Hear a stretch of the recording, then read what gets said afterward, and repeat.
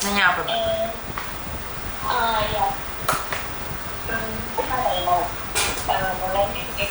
Cuman hati-hati, Miss Yuni lagi live sekarang secara langsung dan tidak langsung masuk di YouTube sama di Facebook. Jangan pernah menyebut nama siapapun termasuk namamu sendiri karena saya tidak ingin setelah viral kalian minta take down. Kenapa, saya? Oke, ya. Ini Miss, kita ada yang bisa maksimal diceritakan. Aku tuh di apa ya? Emang ngajakin tuh aku tuh bakal dulu tahun itu katanya.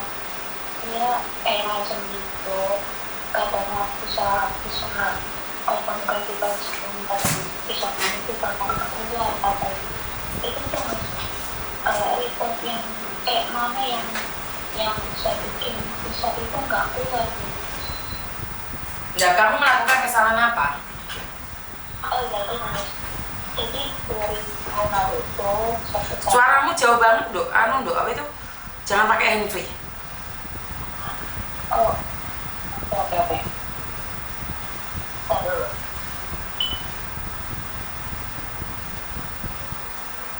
Halo, Miss. Sudah jelas? Jelas ya. Jadi tahun lalu itu 2023 itu saya kalau nggak salah Agustus ya, aku tuh nggak sengaja, aku kan jobnya kan jaga bayi ya. Pas itu tuh aku tuh lagi gendong bayi. Nah habis itu tuh aku tuh mau matiin cetekan bahasa Indonesia lampu itu Mas, apa sih takor itu namanya. Terus? Nah di situ tuh deket situ tuh ada papan setrikaan. Aku tuh habis gosok. Nah setrikaan itu masih panas. Aku tuh pas mau jijik itu ketempel lah itu lutut si bayi, melepuh sedikit ya kataku sih sedikit ya karena nggak sampai mengkonsumsi obat dari dokter atau sampai diperban ya, cuma ya namanya kena seketika ya panas itu pasti kan melepuh, apalagi kulit bayi kan tipis loh. Aku di situ balik maksudnya udah kasih pertolongan pertama ya, saat aku itu yang ada di rumah itu pasien, nggak tahu lah pas itu pasien, pas aku namanya pasien udah dikasih kata pertolongan pertama.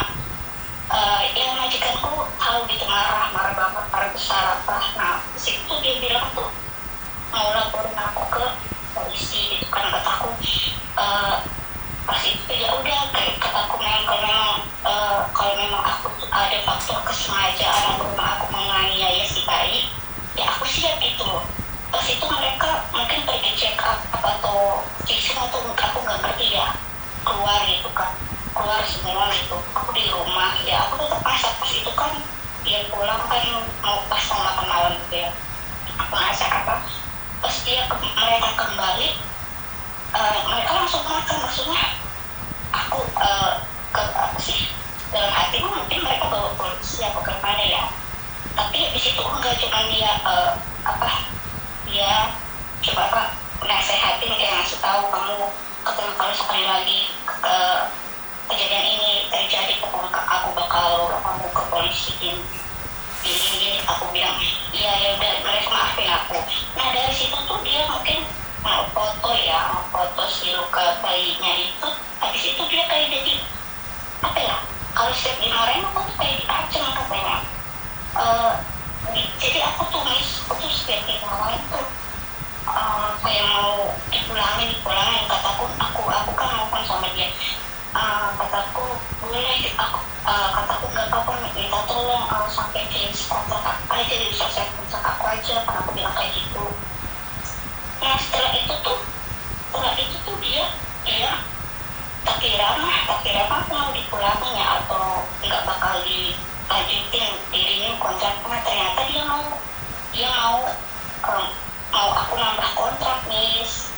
Terus dia bilang katanya kalau kamu nggak mau nambah atau misalkan kamu katanya ganti negara atau misalkan nggak kesini lagi nggak apa-apa, tapi kalau kamu mau ganti majikan aku bakal report kamu katanya kayak gitu. Saya pastikan katanya bisa kamu tuh nggak bakal keluar kayak gitu Miss. Kamu kerja di situ berapa lama? Aku udah setahun 6 bulan. Lah kok bilang renew? Iya, nggak tahu dari habis Chinese New Year itu dia tuh udah nanyain ke aku, kamu tuh mau nambah apa mau gimana, kata kayak gitu. Tapi kamu sendiri tuh pingin kerja di situ atau enggak kamu pribadi? Enggak, Miss. Aku tuh gimana ya, kalau kerjaan sih, kalau masalah berat sih semua kerjaan juga berat ya. Nggak tahu kayak jadi tuh aku perasaan aku ya namanya majikan sini kan semua rewel pasti kan. Maksudnya kayak lihat aku tuh kayak ngeliat apa lihat musuh, jadi kayak gimana ya jelasin. Jadi pokoknya ini aku nggak betah, Miss. Aku udah bertahan, aku tuh maksudnya jangan sampai pinjam majikan sebelum kontrak aku selesai, karena aku udah bertahan nih, kontrak aku mau selesai, aku tuh pengen pinjam majikan gitu kan. Tapi mereka masih mau kataku aku loh dibikin gak betah di sini, tapi akhirnya mereka masih mau aku.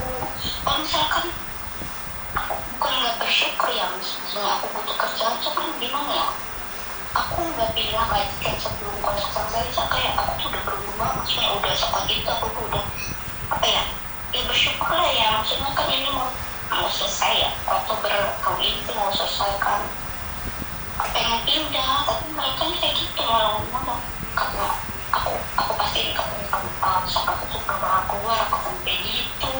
Jadi aku gimana ya, kayak beban juga. Oke, karena jika majikanmu memang benar-benar melaporkan, itu juga ancaman yang tidak main-main, Mbak. Karena memang kamu mengakuinya dan itu adalah keteledoran kamu fatal. Bagaimana mungkin kamu gendong bayi terus setrikaan itu bisa ke kaki dia sampai melepuh? Apapun alasannya itu salah.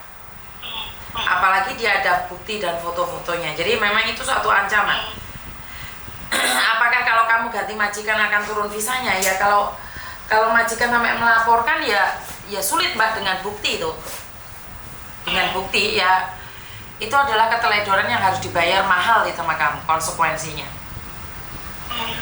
Iya, jaga bayi berat sekali kan, nggak mungkin juga kamu dipaksa untuk melakukan sesuatu.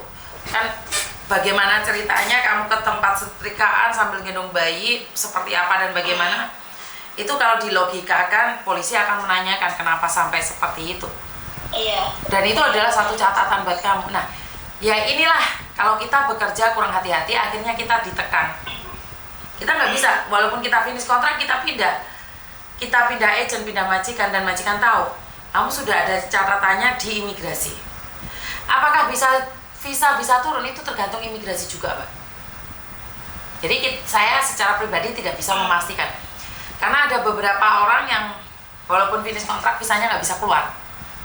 Ini menurut pengalaman saya. Jadi kalau kamu masih kuat ya bertahan di situ, nggak kuat ya pulang Indonesia dulu. Nanti proses lagi saat ada di Indonesia aja.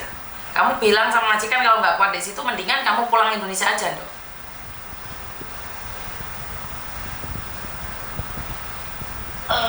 Misal pulang ke Indo dulu ya. Proses lagi, terus kayak pas di Indo juga kayak kita juga belum tahu kan, maksudnya bisa kita keluar apa enggak kayak gitu ya. Nggak ada jaminan, tapi setidaknya kan posisimu ada di Indonesia, dong. Kamu nggak perlu terkatung-katung, bener nggak? Karena kalau majikanmu melaporkan tapi kamu posisi pulang Indo beneran kan nggak ada masalah, iya kan? Jadi kalau saya pribadi, saya memilih untuk pulang Indonesia dulu. Nggak apa-apa masuk PT lagi, potongan lagi, yaitu konsekuensinya, sayang. Konsekuensi yang harus kamu bayar dengan keteledoranmu itu. Tapi misalkan kayak gini ya, Miss, apakah maksudnya bisa, aku nggak ngerti, cuma aku maksudnya bisa dicek nggak maksudnya? Nggak bisa, Nunduk. Nggak bisa ya? Hanya imigrasi yang tahu. Karena kalau majikan kirim surat ke imigrasi, kita kan nggak tahu apa yang ditulis sama mereka. Iya, betul. Karena ada kejadian nggak bisa turun visanya gitu loh. Saya nggak berani mengatakan iya atau tidak. Popo yang tanggung jawab kayak gitu aja, kebobolan beberapa anak yang tidak jujur sama kita. Ternyata dia punya masalah dengan majikan, pernah jiwit bobonya dikasusin dan visanya nggak bisa turun ya. Sampai jadi kayak di blacklist gitu ya Miss. Mereka nggak bilang di blacklist, mereka bilang di reject visanya. Karena untuk penulisan backlist itu sangat jarang sekali imigrasi nulis di backlist itu nggak pernah ya. Refuse of your visa, refuse your application. Jadi menolak permintaan visamu. Jadi kalau visa nggak bisa dicek sayang. Iya. Kalau kita beli durian masih bisa dicium, dilihat, dipupuk. Kalau bisa nggak bisa. Jadi itulah konsekuensinya kalau saat kita tidak berhati-hati. Mungkin bagimu melampuh sedikit aja, tapi bagi hati seorang ibu itu sangat dahsyat sekali loh. Karena saya yang gaji kamu gitu loh. Iya benar. Ya kamu kuat ya dijalani, nggak kuat ya pulang aja.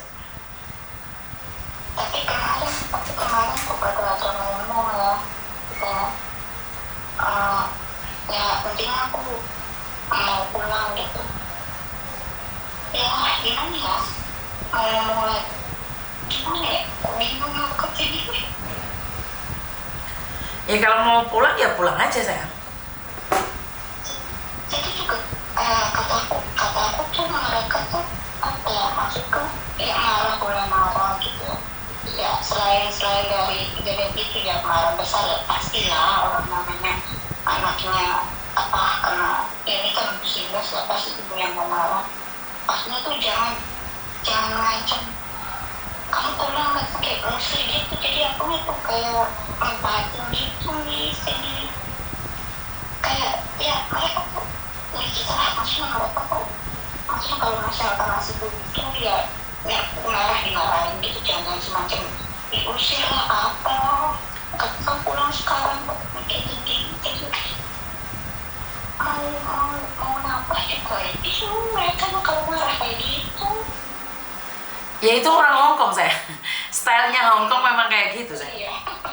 Orang Hongkong memang kayak gitu. Nggak heran sebenarnya. Iya nggak heran. Kalau kamu nggak kuat ya udah pulang aja. Daripada kamu dilaporkan yang enggak. Untuk antisipasinya ya memang harus pulang aja. Nanti balik lagi aja. Bener nggak? Jadi nggak usah nekat lah, menurut pendapatku nggak usah nekat.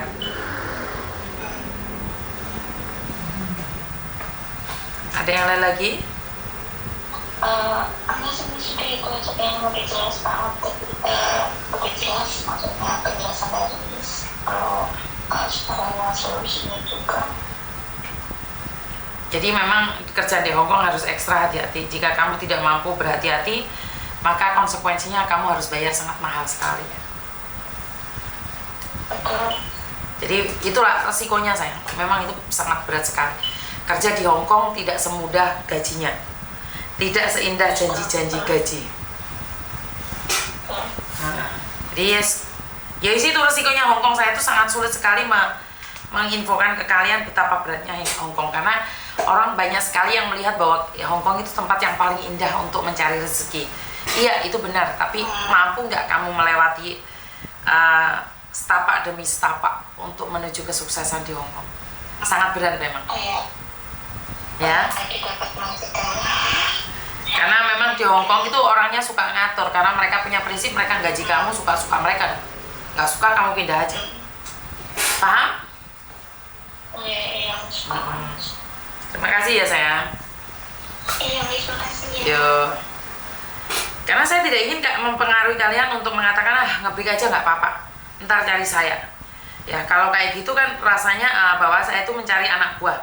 Karena seperti yang saya katakan, kalau sampai seperti itu, karena saya dulu pernah difitnah juga. Saya teleponan sama anak saya menanyakan hal yang lain, tapi anak itu menyampaikan ke majikan bahwa saya nyuruh dia ngebreak agar saya bisa memberikan komisi dia 3.000.